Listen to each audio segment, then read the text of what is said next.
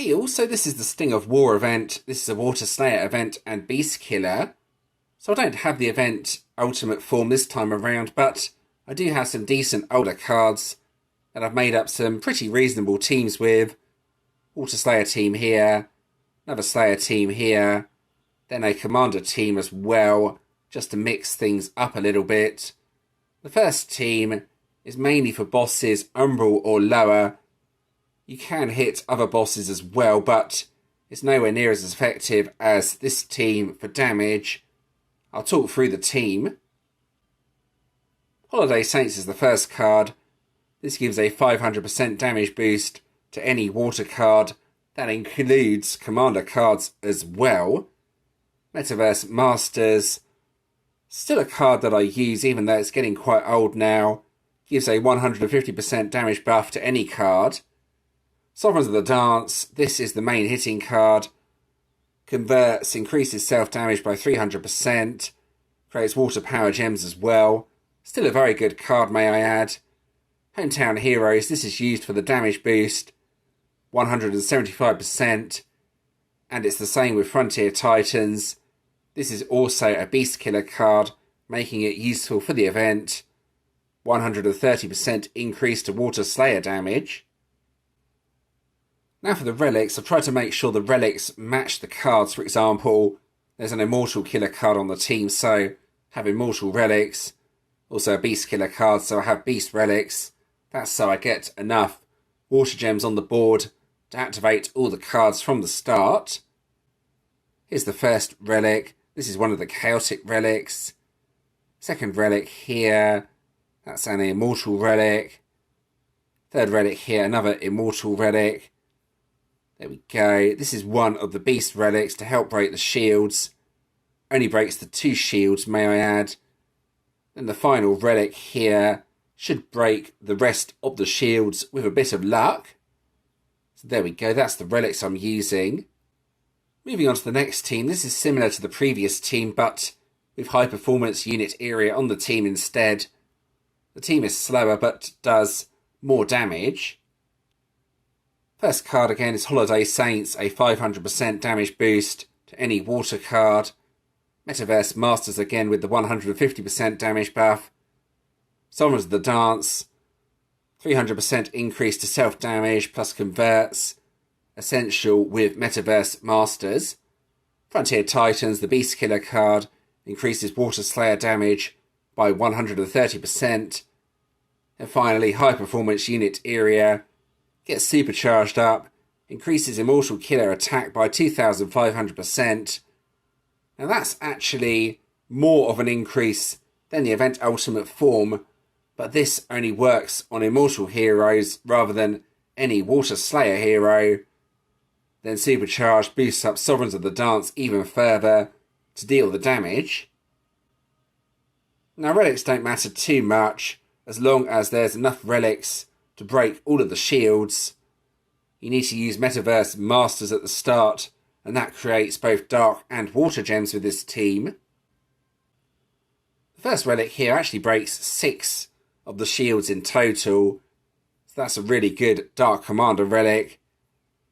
And this is just one of my best Water Slayer relics. Cater's Bow helps increase the attack a little bit further. You can see here 47.1% increase, making it useful to have on the team. Then just another of my best relics. And finally a Beast Killer relic to help break the rest of the shields.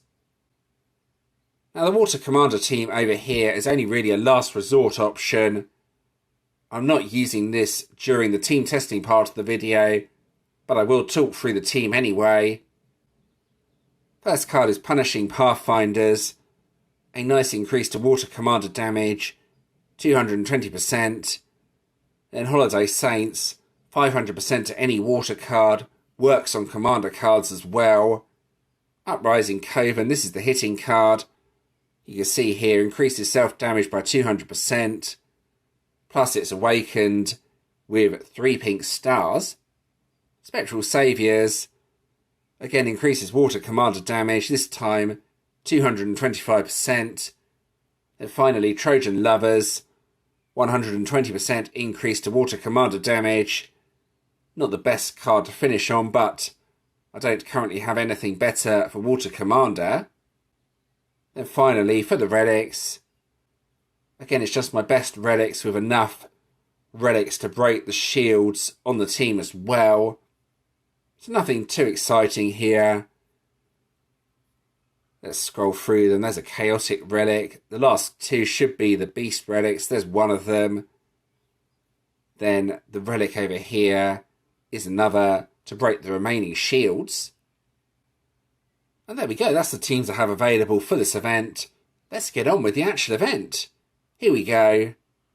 Alright, so here's the actual event. We have a couple of prismatic bosses up. I will be testing out my teams on the one that's already locked.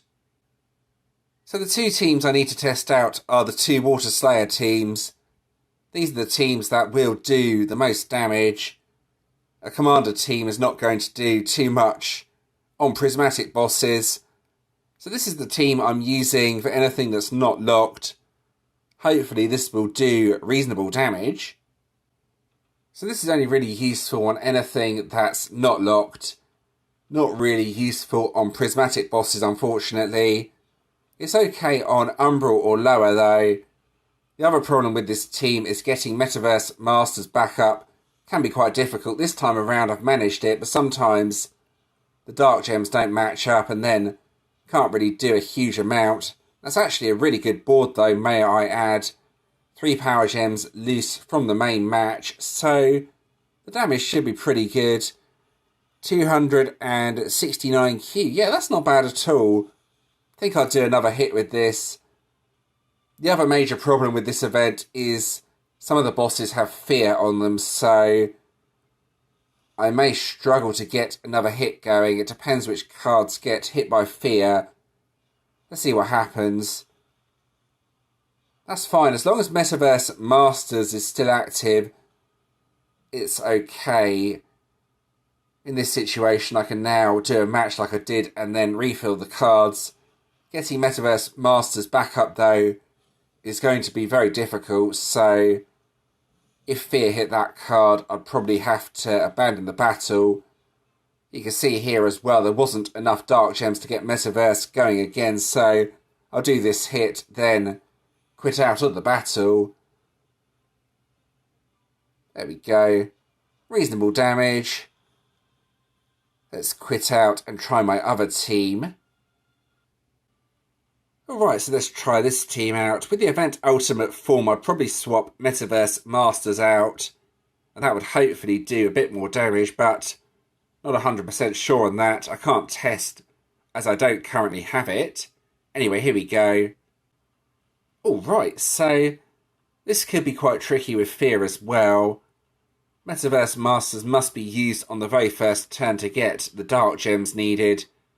Then use area, then just go left to right again, I think. The damage should be better than the previous team, but since it's a lot slower, only really useful on prismatic and locked bosses. Anyway, let's see how much damage I can do with this team. Hopefully it will be reasonable, but I'm sure I'll find out in a minute. Fear is going to be a major problem as well, I think, here, so not sure how I'm going to get on with this event. Right, so that's not too bad. One loose at the bottom. Then, yeah, 511 Q. Both of the dark cards have been taken. Yeah, the problem now is I need to get area going, and well, fear is going to hit before then, as you can see. So, not the easiest team to use by a long factor. I've got area going. The problem now is getting enough Dark Gems to use Metaverse Masters again.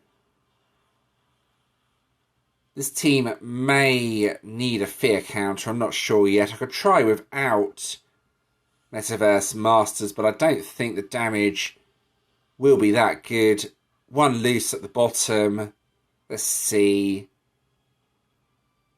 Yeah, it's not too bad actually, 187, but not spectacular, so let's quit out. That gives you an idea of what my teams can do anyway. Putting a fear counter card on the team is probably going to mess up the team, unfortunately, so I may have to hit once, then quit out, which is going to cost me a lot of keys.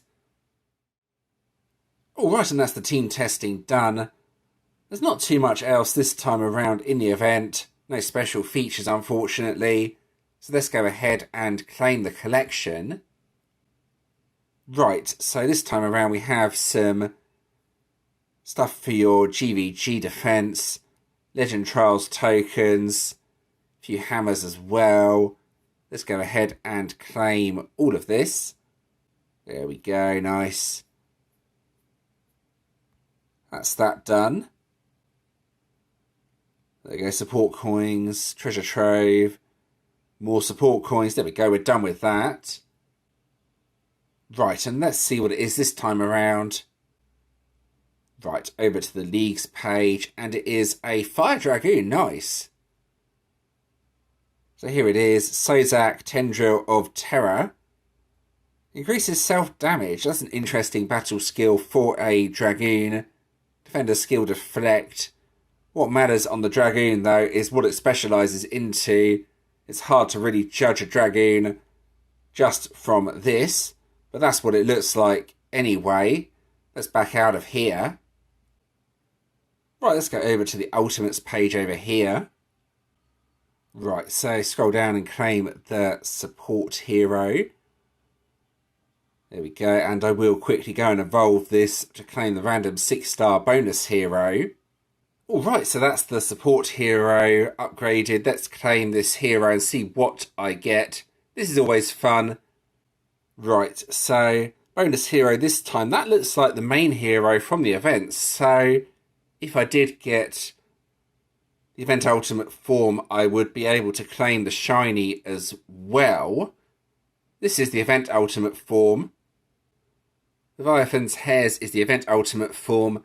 Now this is a strange one, as it increases Water Slayer attack rather than damage, so just be a bit careful when using this. If used correctly, it should do good damage, depending on what team you're using, but you may find older cards are better with damage boosts over using an attack boost. There we go, you can see the passives there as well. Creates power gems. When a healing skill is activated, fully charges all water hero skill meters and cleanses 2 enemy debuffs. Interesting deck.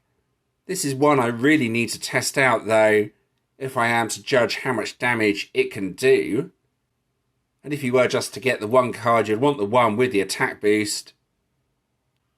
Jura Spirit of the Waves is the card with the attack boost. You can see here, increases Water Slayer attack by 1,300%.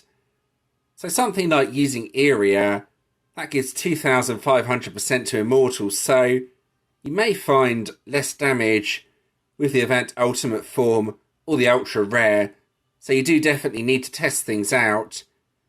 You could try this with the event ultimate form though, to have 2 attack boosts and see what that does. It's very difficult to be able to tell what the deck is like though, without testing it, as I mentioned. I should be okay with older cards though here, so we shall see how I get on with the event. Anyway, I'm going to end the video at this point. I hope that was interesting and helpful. As always, if you do have any questions or suggestions regarding this video, please let me know in the comments and I'll do my best to help. If you did enjoy this video, please do give it a like and subscribe to the channel. Subscribing is always very much appreciated. I've included a previous video on the screen, plus a playlist, plus you can also subscribe from here if you want to do so. And thanks for watching.